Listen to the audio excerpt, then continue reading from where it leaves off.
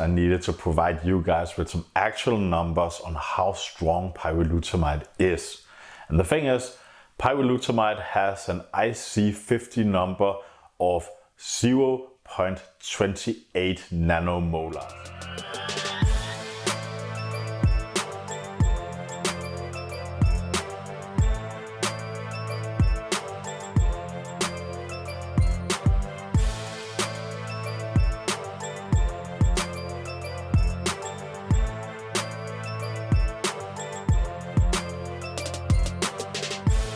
What is up guys, and welcome back. So today we are going to talk about a new player in the field of treating male pattern baldness or hair loss or whatever you will call it. That is namely the drug by Kinter called pyrilutamide, also known as KX826. So in this video we are going to take a look at, first off, what pyrilutamide actually is. We're going to take a look at the study made from Kinter that is done with their phase 2 trials for the FDA approval. We're also going to talk about how pyrilutamide actually works and how strong pyrilutamide also is. We're going to talk about dosages. And lastly, of course, we're going to talk about where you guys actually can get pyrilutamide with a lab test that actually proves that what you buy is inside the package. And of course, as usual, I have gotten a discount code for you guys who are gonna go and try out this stuff if you want to. Otherwise, just enjoy the video. So first off, let's talk about what pyrilutamide actually is. Well, pyrilutamide is what's called a non-steroidal silent androgen antagonist. This drug is developed by Socio, I think it is called, Kinter, and that is another part of Kinter Pharmaceuticals. More or less what you need to know is this drug is developed by Kinter Pharmaceuticals and Socio is just another department from that place. If you don't know what all that stuff about non-steroidal anti-antagonist, whatever, yada yada actually was, I will explain this later in the video, so just stick around. If you didn't get that, I will explain it for you guys. So Kinter is the pharmaceutical company who is responsible for developing this pyrilutamide drug that has been past their phase 2 FDA approval stage at this point. I have looked at the study and I've picked out the most important information and most interesting facts that you want to know about pyrilutamide, and we're going to talk about them now in a few moments. So the first thing you want to know is that the trials were compromised by 120 men, all within the range of Norwood 3, 2 and including number 5 in the Norwood scale, and the study lasted for 28 weeks. Secondly, they included a placebo group. They had a group that got 2.5 milligrams once a day. They also have a group that got 5 milligrams twice a day. And lastly, they had a group that got 5 milligrams once a day also. So to sum up, 2.5 milligrams once a day, 5 milligrams once a day, and 5 milligrams over 2 dosages twice daily. So the way they measured this test out was that they had something called a TACH, that is target area hair count. And this is a place where they apply the product. Then they will start from day 1 and measure how many hairs there are. And in the end of the whole test, they will measure how many hairs there are now.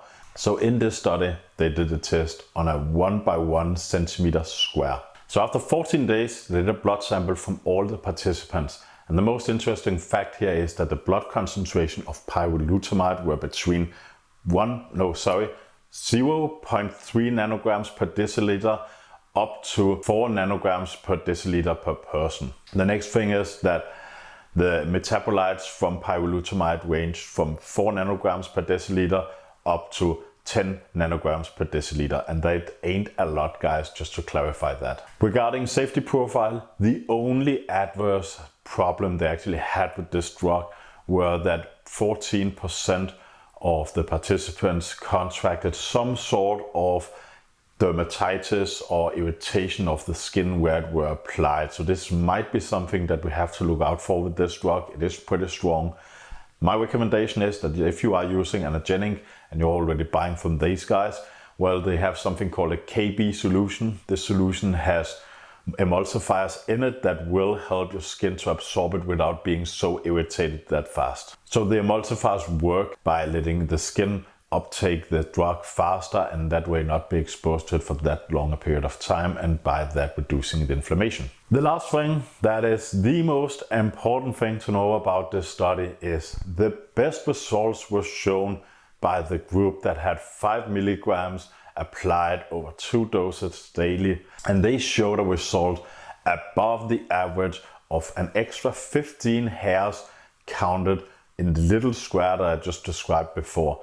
But the total is 22 new hairs in a period of that time were produced in that little square area of 1 by 1 centimeter on the skin. So how does pyrilutamide actually works? Well, pyrilutamide is, as I said, a silent, high affinity, non-steroidal androgen antagonist. But what does that actually mean?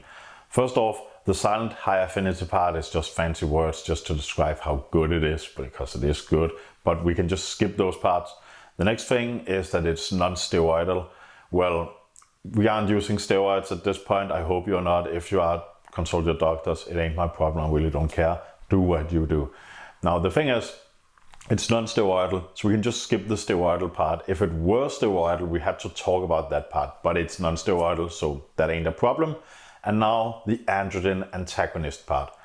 Well, to explain this, first we need to know what androgens are and how hair loss work.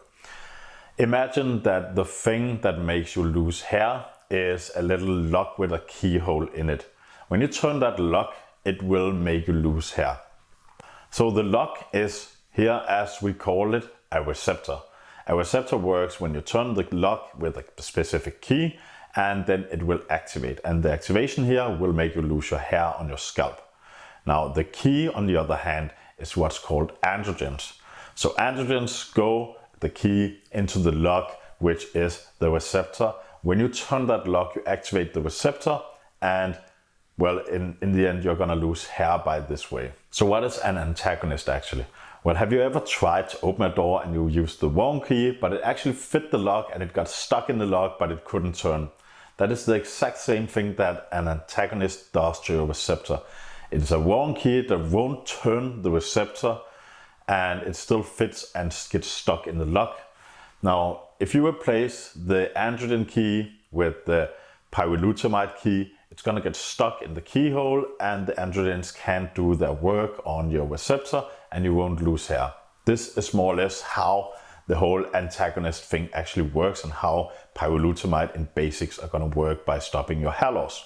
Now we're gonna talk about something that actually baffled me a lot, and that is the strength of pyrilutamide. I finally have gathered all the information I needed to provide you guys with some actual numbers on how strong pyrilutamide is. And the thing is, pyrilutamide has an IC50 number of 0.28 nanomolars. Now, what is the IC50 actually? IC50 is what is described as the amount of a drug needed to block 50% of the target receptors. This means that it needs only 0.28 nanomolar of pyrilutamide to block the targeted receptors by 50%. To give you something to hold up against that, the IC50 level or number of RU58841 is 100. So if we were to just sum up pyrilutamide, let's give it a solid 1 so it's easier to calculate. Well, you still need 100 times as much RU58841 to reach the same saturation level as pyrilutamide will do. Not only that, but the affinity of pyrilutamide is about 4 times stronger than testosterone. That is more or less the same as DHT, which is the worst drug and worst androgens we have in our body naturally. Also, it is about 3 times stronger in affinity than RU58841. Of course, this will definitely explain the crazy hair gain results these guys got on these drugs. This leads us then to the dosages. Personally, I don't recommend doing this. I can't recommend doing this. I'm not a doctor, but if it were me, and this is definitely going to be me because pyrilutamide is insane. I didn't know this before I started reading up on the stuff. I am going to use a 5 milligrams for each milliliter solution in a KB carrier from anagenic.com.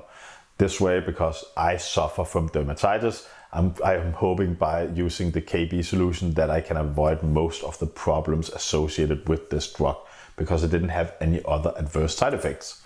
So at this point, if you're still stuck around, I assume that you also want to try using Pyrilutamide yourself and see the results. Well, the best place that I can recommend to buy Pyrilutamide is from Androgen.com. Androgen is the only company that I know of that provides a third-party lab test and show the result public. They also have very good quality of other anti-androgens if that were in the case that you wanted to check those things out. They will reship your package if it gets lost or anything like that, so you are secure that you will receive your stuff. And also they give a 10% discount if you pay with Bitcoins. That is something that I use personally myself a lot.